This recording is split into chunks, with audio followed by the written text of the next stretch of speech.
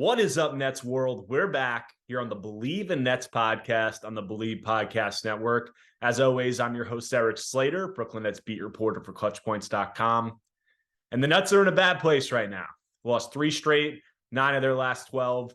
The fire Jock Vaughn, fire Sean Marks, trade everybody brigade is out in full force. I'll be recapping some of those struggles on this podcast, as well as some of the larger storylines surrounding the Nets, particularly Cam Thomas, him being sent to the bench, some irregular playing time and rotation decisions regarding him as of late. Before that, make sure you guys subscribe to Believe in Nets on all streaming platforms, YouTube, Spotify, Apple Podcasts. Hit subscribe, leave a 5-star review. That means a lot. But getting into these struggles, we're recording this after a 124-108 loss to the Oklahoma City Thunder last night on New Year's Eve. That's Brooklyn's 3rd straight. And the last loss before that OKC game came against the Washington Wizards, despite Brooklyn punting on the previous game before that against the Milwaukee Bucks on the back end of a back-to-back, resting nearly the entire rotation, refusing to put the rotation guys who were active back in the game late, despite it being close. And when you talk about the Nets during this recent stretch, I said 3-9 over their last 12. They've actually been able to do some things well around the margins. When you look at some of the numbers, they're turning the ball over the 3rd fewest in the entire NBA. They're 10th in offensive rebound percentage, 14th in defensive rebound percentage, 5th in second chance points, 9th in opponent second chance points. So really doing a good job on the boards, creating extra opportunities for themselves while limiting opponents' opportunities. They rank 5th in field goals attempted and 13th in opponents' field goal attempted. They're getting to the free throw line a lot more than they were early in the year. They're 9th in free throws attempted during that span. But when it comes down to it, the NBA is a make or miss league, and Brooklyn has just shot extremely poorly during this span, and they've continued to be unable to get stops defensively, and their struggles on that end really haven't slowed whatsoever. During this span, the Nets are 30th in effective field goal percentage. As I said, they can't make shots. Effective field goal percentage is just regular shooting percentage, but it adds in for the extra point by three-pointers. Free throw percentage, they're 28th during this span. And opponent effective field goal percentage, they're 29th. So they're not putting the ball in the hole. They're not able to capitalize on these extra opportunities, and they haven't been able to get stops. So while they might be defensively rebounding the ball, they might be limiting opponents' chances. They can't get stops, and they can't hit shots. And this last game against Oklahoma City was a great example of this, in my opinion.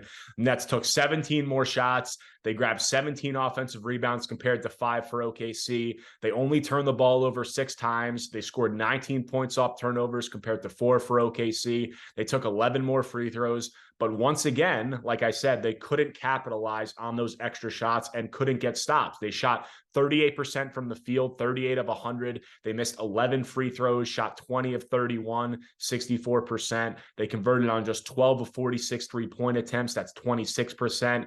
Amazingly, they shot 2 of 17 on corner threes. They were really able to generate some good looks offensively. The guys that have been accustomed to hitting shots, like Dorian Finney-Smith, like Royce O'Neal, just haven't been able to convert. And Jock Vaughn said that after the game when he was asked. Here was his first quote of his post-game press conference. But overall, man, you just look at the stat sheet, and we did some really good things tonight. The ball just didn't go in front. We had 20 corner threes. We made 2 of them. Missed some free throws. To shoot 43s, pretty good. Shared the basketball, didn't turn it over.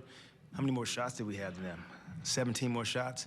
Pretty good recipe for us. And when you're talking about the Nets and their shooting struggles, also their inability to get stops, those two things are linked. As I said, they are last in the league in effective field goal percentage, also true shooting percentage during this 12-game span. They're 29th in defensive rating, and those two ends are correlated. And Brooklyn hasn't been able to get going on either. That's been the problem. The Nets are missing shots. They're giving other teams chances to run because of that, and the transition defense has been terrible, and that's ranked 28th in opponents' fast break points. So opponents are scoring a lot on that end, and then that inability to get stops, that in turn limits the Nets' chances to run, and that's forcing them to play in the half court a lot more than they want to. The Nets are 26th in fast break points during this span, and like I said, last in the league in effective field goal percentage. And the Nets being forced to play in the half court far more than they want to, the struggles as a result of that have really been accentuated by the fact that they're not getting nearly enough from Mikal Bridges, a guy who was supposed to be their top player.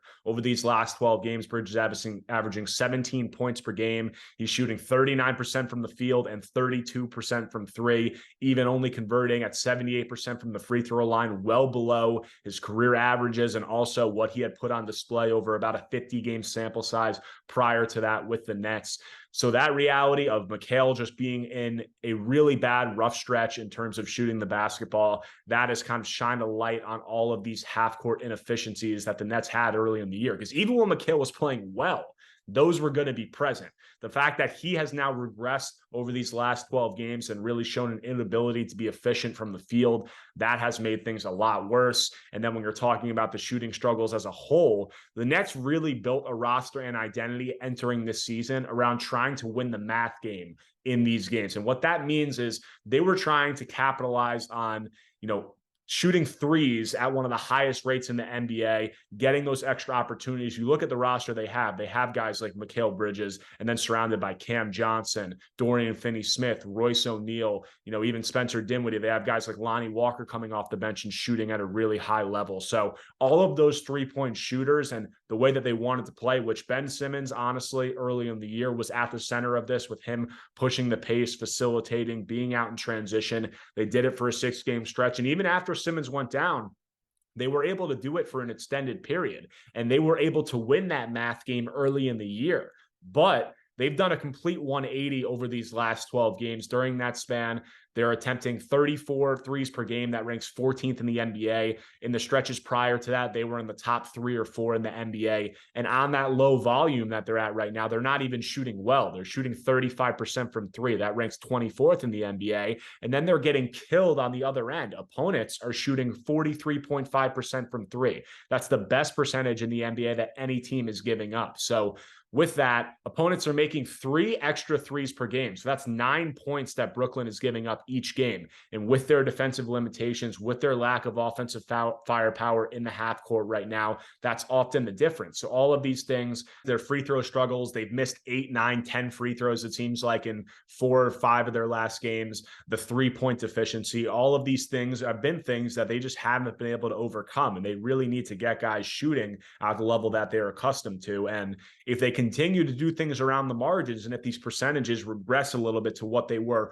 or at least closer to what they were early in the season, they should be able to snap out of this rut. But the schedule isn't getting a lot easier. They have a difficult stretch coming up over these next 10 games. So they're really going to have to find a way to get some of these guys going. But now pivoting to a talking point that has been a large point of discussion these last 3 games, and particularly after this Oklahoma City loss, is Cam Thomas, who was sent to the bench for that Washington Wizards game, the last game before OKC, in favor of Dorian Finney-Smith, a move that is surprising because Cam Thomas is the Nets' top scorer this season, but it also was in line with some of the numbers and sort of what you have seen and some of the comments that Dwyane had and some of his actions prior to that. In a Pistons game prior to that, he had benched Cam down the stretch, didn't play the entire fourth quarter, despite him having, I think it was 17 points on 7 of 13 shooting. Went with Spencer Dinwiddie for that fourth quarter. The Nets came out with the win.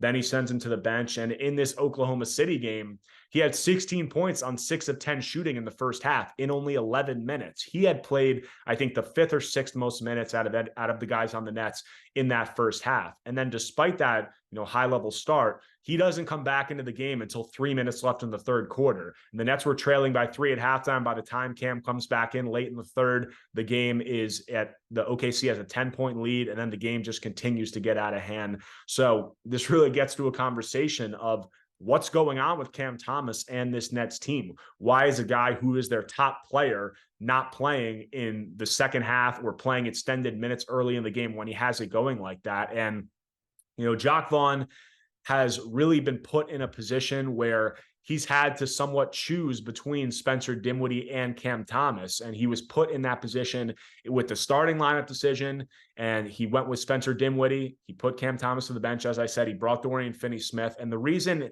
that he's put at that choice that he has to make is because of that duo's defensive limitations. And that pairing of Dinwiddie and Thomas has played 408 minutes together. They're a negative 12 net rating. They have a 128 defensive rating, which is just abysmal. So Jock's getting to a point where they kind of have to decide between those two. And it's really getting to a point where I'm not sure how much longer they can roll out lineups featuring those two anymore, because they just get torched defensively.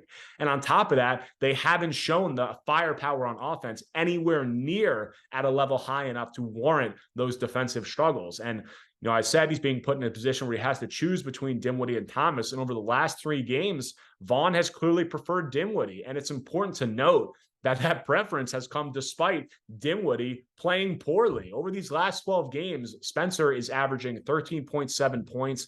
He's shooting 38% from the field, 27% from 3, 71% from the free throw line. So you ask yourself, with Spencer, shooting poorly like that, Cam has been shooting much better during that span. Why would Vaughn continue to roll with Dinwiddie? And, if I'm trying to say what Jacque Vaughn's thought process is, this isn't how I'm thinking about it, but if I'm trying to put myself in his shoes and trying to see how he could be going about it, Dinwiddie is the only real ball handler on this team. He leads the team with 6.5 assists this season. He doesn't turn the ball over much. His turnover percentage is 9.2. That ranks in the 76th percentile among point guards.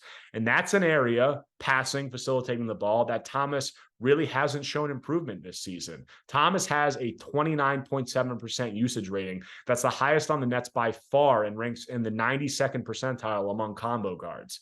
Yet, he's averaging 2.3 assists per game. He has the ball in his hands more than anybody else on the team. Those assist numbers really haven't gone up from what we've seen before. And, like I said, with that usage and that 2.3 assists per game, he has a 0.41 assist to usage ratio, which is pretty much just how often are you getting assists versus how often do you have the ball. That number, 0.41, ranks in the 0th percentile among combo guards, meaning dead last in the NBA. That's not a good sign. And then, there's the defensive part of it. Dinwiddie has some extra size. The advanced numbers will actually tell you he's better. Don't worry, I'm going to preface this later. Opponents are scoring 8 more points per 100 possessions with Thomas on the floor. He ranks in the 6th percentile among combo guards in that area. With Dinwiddie, opponents are scoring 1.7 fewer. Brooklyn's defensive rating is 112 with Dinwiddie on and Thomas off. That jumps to 117.5 with Thomas on and Dinwiddie off. But I said I'm going to preface it. And to me, the defensive part of this is where you have to take these numbers with a grain of salt, because the eye test tells you that they're both terrible defensively. Dinwiddie can't guard anyone. I don't think his effort on that end has been good as of late. I do think that he's slightly better than Thomas just because of the physical tools. Thomas is around 6'3", Dinwiddie's around 6'6". He has much longer arms. But the bottom line is they're both glaring negatives defensively when you watch. So, the facilitation, the assists, that to me bears a little more weight than the defensive end, because defensively, despite what the numbers will tell you, they're both not good in my opinion. And regardless of any of these numbers, Thomas is benching late in that Pistons game, getting him moved to the bench in the starting lineup, him not playing, in the third quarter of this OKC game, or just playing 11 minutes in the first half, despite shooting at a high level. This gets into a conversation of where the Nets are at as an organization, as a franchise, in terms of timeline. The Nets entered this season a team not in contention. That was no secret. Nobody expected the Nets to win a playoff series, let alone be anywhere near the championship conversation. And with that, you would logically think in this first season of the post-Kevin Durant, Kyrie Irving era, after trading them at last year's deadline, they should be trying to see what they have, with some of the players that they have, trying to see which guys have an extended window in front of them to, play at a high level. And Thomas should be near the top of that list. He's 22 years old. He's averaging over 22 points per game on decent efficiency, not great, but when you get to that high of volume, among guys who are at that high volume, it's okay, the efficiency. And if you want to see improvement in these areas, particularly playmaking, you have to let him play through some of these things and see if he can develop. You have to put him in positions where he can run a lot of pick and roll, where he can handle the ball in transition and be orchestrating the fast break. And while the Nets have done that to a certain extent, it's been far too conditional lately for my liking. And it's kind of it's not a great look for them to be benching a guy like Thomas, playing the way that he was offensively in this OKC game in favor of a guy like Dinwiddie,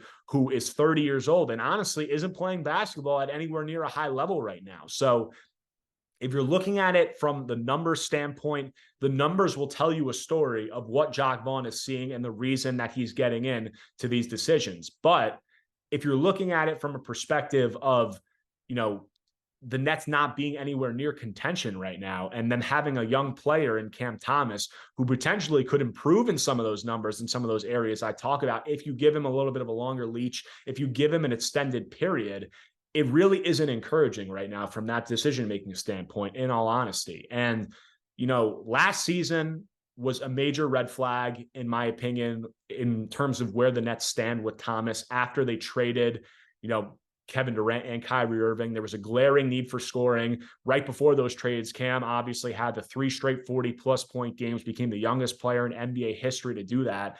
And I thought at that point, after they had traded Durant and Irving with that glaring need for scoring, with them resetting the timeline, kind of like a what do you have to lose type of end to the season, I thought that Cam was going to be a featured player in that rotation. I thought that he was going to play a lot of basketball. That was not the case. He was glued to the bench. He barely played following that. He really, towards the end of the season, wasn't in the rotation. He barely played in that playoff series in those 4 games against the Philadelphia 76ers. And that stretch, in my eyes, was extremely surprising.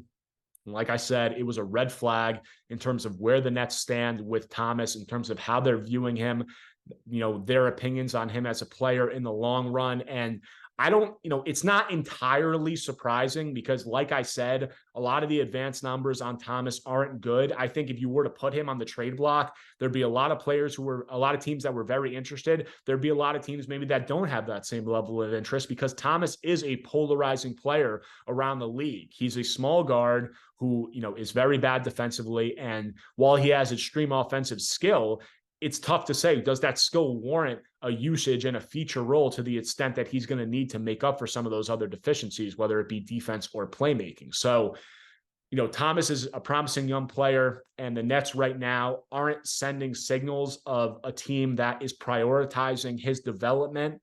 They're rather prioritizing winning. And even that, you could argue whether the way that they are prioritizing winning with playing a guy like Spencer Dinwiddie over Cam Thomas, whether that's even effective, which it hasn't been over these last 12 games. But it gets into a conversation of where the Nets going from here. And I think that these decisions to play a guy like Spencer Dinwiddie, who's 30 years old and on an expiring contract, over Cam Thomas, and just the goal of leaning into winning, whether effective or not, instead of player development with a 22-year-old guys like Thomas, it's a signal of the types of moves that they can make moving forward, whether at this trade deadline, this offseason, because the Nets are a team that have 2 directions that they can really go. They're trying, they have a little bit of a grace period, an audition period right now to see what they have in guys who are around, 27 or 28 years old, like a Mikal Bridges, Cam Johnson, a guy's a little bit younger, like Nick Claxton's 24, Thomas is 22. They have veterans who are around 30, like Spencer Dinwiddie, Royce O'Neal-Dorian, Finney Smith. They're trying to determine who is going to be on this team in the long run. And the 2 paths that they can go with that is they can trade some of the assets, some of the picks they got from Dallas, Phoenix, Philadelphia, their own picks, package that for a star, whether it be a guy like Donovan Mitchell or whoever else becomes available, or they can look to trade guys like Mikal Bridges, Cam Johnson, even a Nick Claxton, gather assets and as many picks as possible and really lean into a guy like Cam Thomas's development to the fullest extent, and not tanking, but just capitalizing on value of where guys are at. And there's been a conversation of obviously the optics surrounding that because Houston owns their first round picks until 2030. If they go in that direction, it could result in extremely high picks for Houston, which is similar to what the Nets previously went through with the Boston Celtics. And after that, Kevin Garnett and Paul Pierce trade, which obviously netted the Celtics, landed them Jason Tatum and Jaylen Brown. And, while those optics logically shouldn't play a factor in the Nets' decision-making, because you're talking about it economically, those picks that Houston owns are a sunk cost. They have no bearing on your franchise at this point. They don't impact you negatively or positively other than optically. While that's logically the thought process, Owners, general managers, that's often not how they think. They're obviously often considering optics because that's how they are evaluated. And I do think that those optics are playing a large part in the direction that the Nets are going to go. And that is a direction I think of trying to stay competitive, trying to take a step towards contention. And right now, Cam Thomas has sort of, negatively been impacted by those decisions. And it says something about where the Nets could go from here. So, that's kind of how I'm seeing the Cam Thomas situation right now. I do think that, he has some deficiencies as a player, obviously, but I think that what he's shown offensively has been extremely promising. And for a guy who's 22 years old, for a Nets team that right now doesn't have a lot of players who boast that kind of offensive potential, it's not a good look to not be prioritizing his development in a year like this for Brooklyn, in my opinion. That's about it for this episode. But, talking about where the Nets are at, obviously I said I think they're 3 games below 500 right now. They've lost 9 of their last 12. They do have some numbers that are somewhat encouraging of the things they've been doing as of late, which I touched on earlier. And really, if they're able to kind of come back to the level of shooting that they were at early in the season and opponents start to cool off somewhat, which you would expect, because like I said, 44% from 3 over these last 12 games for opponents, that nobody's shooting at that level for an extended period. So I do expect things to regress. I expect them to improve. I do think that they're a little bit, they're closer to where you thought that they would be this season. I think expectations may have been elevated a little bit early in the year because they had played well. They had a stretch where I think they won 7 of 8. They were 3 games above 500. Mikal Bridges was having a career best stretch earlier this season. Cam Thomas was starting to play well. So expectations elevated. I do think they're better than what they've shown over these last 12 games, but I do think overall where they're at, 3 games below 500, struggling to score offensively right now, I think some of those, that is what you could have expected entering this year. And I don't think that they're that far off from where a lot of people had them pegged entering this preseason. That does it for this episode of Believe in Nets on the Believe Podcast Network. I'm your host, Erik Slater. You can find all of my work on clutchpoints.com or on my Twitter, constant news, updates, analysis at Erik Slater _. Make sure you guys subscribe to the podcast on all streaming platforms, whether YouTube, Apple Podcasts, Spotify. Smash the like button, leave a 5-star review. Really appreciate that. Have more coverage for you guys entering the new year. Happy New Year, healthy New Year to everyone, and I'll talk to you soon.